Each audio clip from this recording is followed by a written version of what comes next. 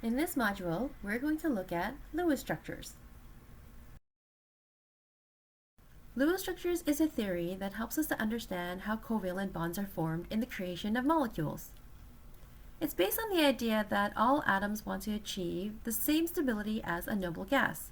This would mean that its outermost valence shell would have to be fully occupied with the required number of electrons. You'll see that molecules represented by Lewis structures are generally made up of atoms that are non-metals.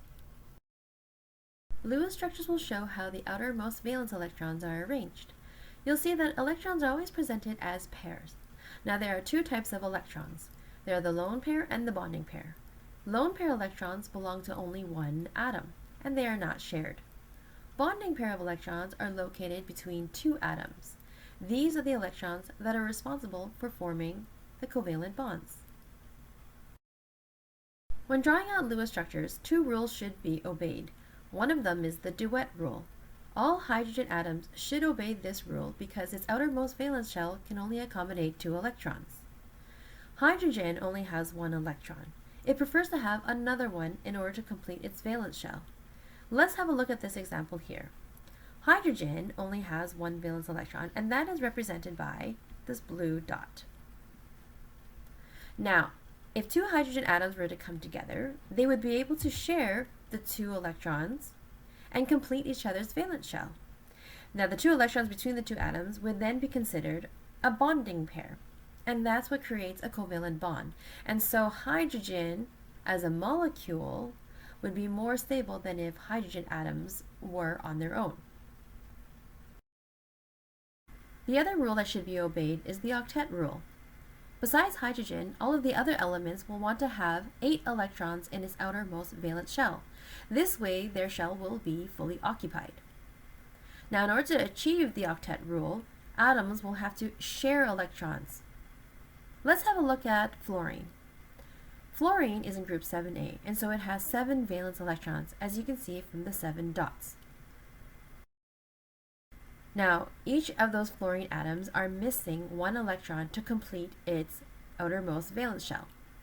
If the 2 fluorine atoms were to come together and share 1 electron with each other, then each of the fluorine atoms will now be surrounded by 8 electrons. And the 2 electrons in the middle, here, will be converted into a bonding pair, and through this bonding pair, a covalent bond is formed.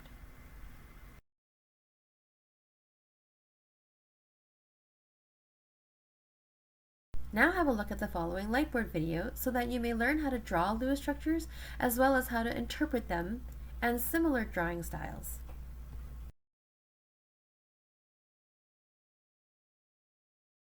We're going to look at how to draw Lewis structures, as this will help us to draw molecules. There are a set of rules that we should look at and follow. For example, carbon, who's in group 4A, always makes 4 bonds. His neighbor, nitrogen, always makes 3 bonds. Her neighbor, oxygen, always makes 2 bonds. His neighbor, fluorine, or all the other halogens, always make 1 bond. Their neighbor, neon, or all the other noble gases, make 0 bonds. Noble gases make 0 bonds because they're noble. They're too good to react with the other elements. In actual fact, noble gases don't react because they have a complete valence shell. So their outermost shell has 8 electrons, and so it's happy as is and very stable. All the other elements actually want to have that same stability, and so they're looking to have 8 electrons around them. So if we go back to the other elements, carbon actually already has 8 electrons around it because it has 4 bonding pairs. And so it does not need any more electrons. As long as it has 4 bonds, it's stable. Nitrogen, on the other hand, has 3 bonding pairs. And so it has 6 electrons and it's missing 2 more. And so it would require 1 lone pair of electrons. So together that would give it the 8 electrons and the stability that it requires. Oxygen would have 2 sets of lone pairs, right? Because that would give it the 8 electrons. And then fluorine and all the other halogens would need 3 sets of lone pairs. Noble gases already have 4 sets of lone pairs. And so if you do the math, right, all of these atoms would have 8 electrons. Right? And so it would obey the octet rule. So all the elements obey the octet rule except for hydrogen. Hydrogen is just like a halogen in the way that it makes one bond. But it's not surrounded by 3 other lone pairs. It's surrounded by 0 other lone pairs. So therefore it would be respecting what we call the duet rule because it has 2 electrons around them only. And that's because its outermost shell can only accommodate 2 electrons. And so that's why it follows its own rule, and that's the duet rule. All right. Yeah. Let's look at some examples. The first example we're going to look at is methane, CH4. We know that the hydrogens can never be the central atom, so they'll be on the outside. That means carbon will be my central atom. Carbon is going to be bonded to the 4 hydrogens, like this. Now let's just see if everyone is happy, meaning are they all stable with complete valence shells? We all know that hydrogen has to obey the duet rule, so that means it has to have 2 electrons on its outer shell, and it does, right? Each of those bonds represents 2 electrons, so the hydrogens are happy. Carbon needs to obey the octet rule, so it wants to have 8 electrons around it. And again, in this case here, it does have 8 electrons, so this Lewis structure is correct. Perfect. Let's move on to another one. Ammonia, NH3. Again, the hydrogens cannot be the central atom, so I'm going to choose nitrogen as my central atom. I'm going to draw 3 lines, each linked to a hydrogen. Okay, so now let's look at whether or not everyone is happy and stable. In this case, we know that the hydrogen has obeyed the duet rule. It has a complete valence shell because it has the 2 electrons. Nitrogen, however, is only showing 6 electrons. And so in this case here, it needs to complete its valence shell by adding lone pair of electrons. And that's what we expect if we go back to our rules, right? Nitrogen likes to have 3 bonding pairs and 1 lone pair. Okay, so now nitrogen has 8 electrons. It has obeyed the octet rule. It is now stable and happy. All right, so let's look at water now. H2O. Same thing, oxygen will be my central atom, and hydrogens will be on the side, making only 1 bond each. Correct. Now, in this case, is everyone happy? Nah. No, because even though the hydrogen has obeyed the duet rule, and its valence shell is full and stable, oxygen is only has 4 electrons. So it's missing 4 more electrons. So we need to add lone pair electrons. 2 sets of lone pair electrons, which is what we expect from our rules. Now everyone is happy because everyone has obeyed either the duet or the octet rule, right? And they're stable. All right, let's do more examples. Yes. Let's look at another example. CH3Cl. So, carbon, central atom, H, and Cl. Now let's just see if everyone is happy. Does everyone have a complete valence shell with the octet? You can see here that yes, carbon has a complete octet. Hydrogen has obeyed the duet rule, but chlorine only has 2 electrons. And so it's missing 3 sets of lone pair electrons. And now chlorine is happy because it has the 8 electrons. It's obeyed the octet rule. All right. Let's do another example. CH2O. So I would have HCOH.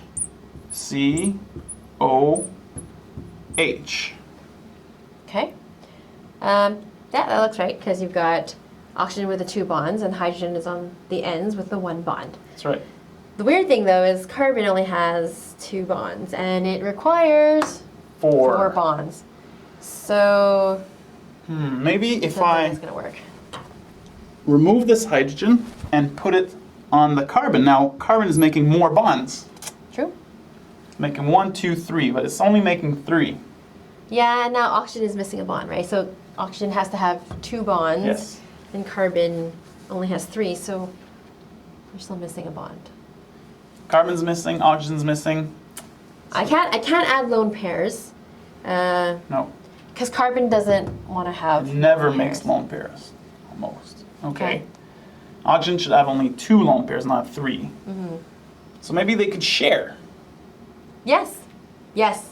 They That could would work. share something, so therefore I would have something that we call a double bond. Yes, and that would work.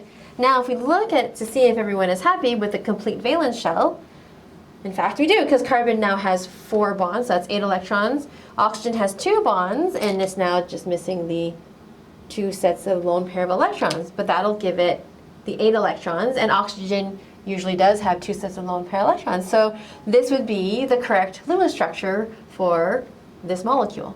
Perfect. Let's do another example. Okay. HCN.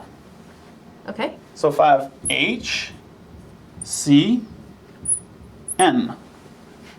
H is correct, it's respecting the Duet rule. Carbon is not correct because he has only 4 electrons surrounding him, or only 2 bonds. Yeah. He's supposed to have 4. Yeah. And nitrogen only has 1 And it's and supposed to have 3. 3. If I start putting lone pair electrons around my carbon, I know it's a mistake, rule of thumb, because carbon never has lone pairs. Yeah. But I've learned from the previous example that sharing might be helpful. So if I have a double bond here again, now should be good, right? Because carbon's going to make Well, 1, almost. 2, 3. And nitrogen 2 instead of. So again, sharing. So maybe 3 bonds between them. Does that work? Yeah, I think that would, because now carbon has the complete octet. Yes. Nitrogen has 6 electrons, but nitrogen usually has 1 set of lone pair electrons. So we add the lone pair electrons, and now nitrogen is happy, and so this would be the Lewis structure for this molecule. Ah, perfect. So we've learned so far that halogens behave a bit like hydrogens in the way that they're never central atoms. They're only making 1 bond. That's right. And there are other types of bonds, not just single bond, but also double bonds and triple bonds. Do quadruple bonds exist? Very rarely, especially not in organic molecules. So we would say no. No. So that's it. Single, double, triple bonds. All right. Yeah. Let's look at another example. Okay. Here we have adenosine. It's a larger molecule and actually a component of DNA and RNA. Now, even though this is a larger molecule, all of these atoms still respect the Lewis structure rules. That's right. Carbon is always making 4 bonds. Here we have carbon making 4 single bonds, and here we have carbon making 2 single bonds and 1 double bond. Same goes for the other elements. Nitrogen always making 3 bonds. Here, nitrogen is making 3 bonds. Here, nitrogen is making a double bond and a single bond. Oxygen is making 2 bonds, and hydrogen are always making 1 bond. Right. Now, if we ask ourselves, is everyone happy? In this case, no, right? Because we know that for each atom to be happy, they have to have a complete octet. It has to have a complete valence shell. So what we're missing are the lone pair electrons. Again, so with nitrogen, we have to draw in 1 set of lone pair electrons. Right? And with oxygen, it's missing 2 sets of lone pair electrons in order to get the complete octet. Now, this would be the proper Lewis structure for this molecule. Are they always drawn?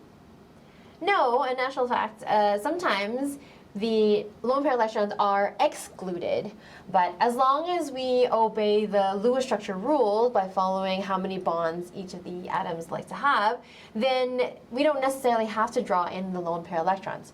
So when you look through the literature, sometimes the lone pairs are excluded, and that's okay. It's just a different representation of the molecule. Okay. But when I look at the literature, same thing. Sometimes I feel like these molecules are smaller, or not all the atoms are represented. Yeah, so another common way to draw molecules is to exclude the carbons and some of the hydrogens, the ones that are bonded to the carbons. You don't have to draw it in. So another way that we can draw this molecule is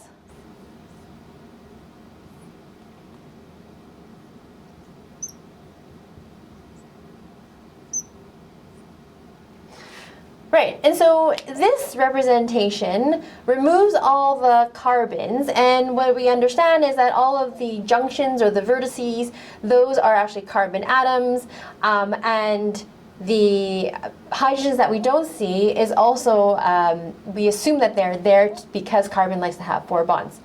Another way is to condense the structure is to remove the individual bonds, the single bonds that go to the hydrogen. And so you see sometimes the NH2 group can be written this way, and the OH, right, remove the single bond, and it can be written as just OH. So these are different ways that you will see molecules drawn in the literature. Now I feel like a complete Lewis structure. What do you mean? I'm happy.